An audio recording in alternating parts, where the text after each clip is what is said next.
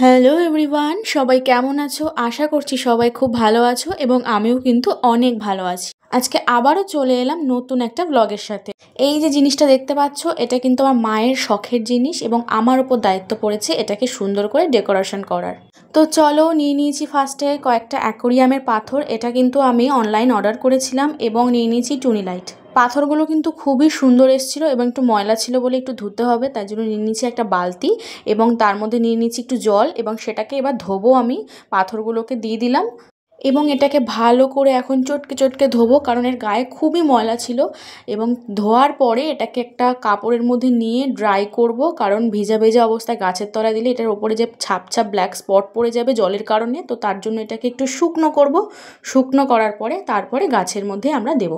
অনেকগুলো পাথর কিন্তু এসছিল, সব কটা দেবো কিনা জানি না, এত দেওয়া যাবে কিনা গাছের নিচে তাও জানি না।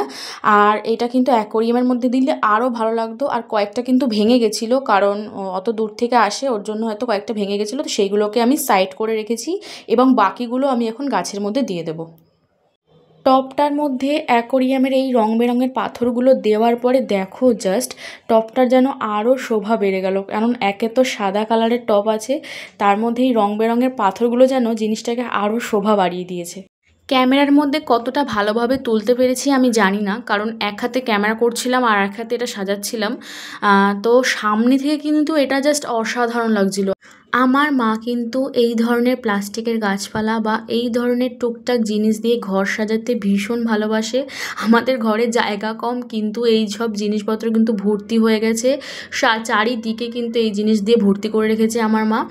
আর তোমাদের মধ্যে কার কার মায়ের এই ধরনের জিনিসপত্র দিয়ে ঘর সাজানোর শখ, সেটা কিন্তু আমাকে কমেন্ট করে অবশ্যই জানিয়ে যাবে। যাই হোক, কথা বলতে বলতে দেখো পাথরগুলো গাছের মধ্যে দিয়ে দিয়েছি, এইটুকুতেই কিন্তু ভীষণ সুন্দর লাগছিল। এই গাছটাকে কিন্তু ব্যালকনিতে রাখলে আরও বেশি ভালো লাগতো। আমাদের যেহেতু ব্যালকনি নেই, তো আমরা ঘরের বাইরে রেখেছিলাম, মানে তাতেই যেন আরও বেশি সুন্দর লাগছিল, কারণ রং বেরঙের পাথরটা যে জন্যই বেশি ফুটছিল চারিদিকে। তো এবার টুনি লাইট দিয়ে সেট করবো। আমি জানি না টুনি লাইট দিলে কতটা ভালো লাগবে কি না, বাট চলো দেখা যাক। টুনি লাইটটাকে কোনো রকমভাবে সাজিয়েছি, আমি অতটা এক্সপার্ট নই, তাও কোনো রকমভাবে চেষ্টা করেছি। তো এবার দেখো এটার ফাইনাল লুক কেমন লাগছে বলো। তার আগে বলে রাখি, এই পুরো জিনিসটাই কিন্তু অনলাইন থেকেই আনা, অনলাইন থেকেই আমরা পারচেস করিয়েছি। এই নিচের যে স্ট্যান্ডটা দেখতে পাচ্ছ, এটাও কিন্তু অনলাইন থেকে, এবং এই টপটা শুধুমাত্র এই টপটাই কিন্তু আমরা দোকান থেকে কিনেছি, বাকি সব অনলাইনে কিন্তু কেনা।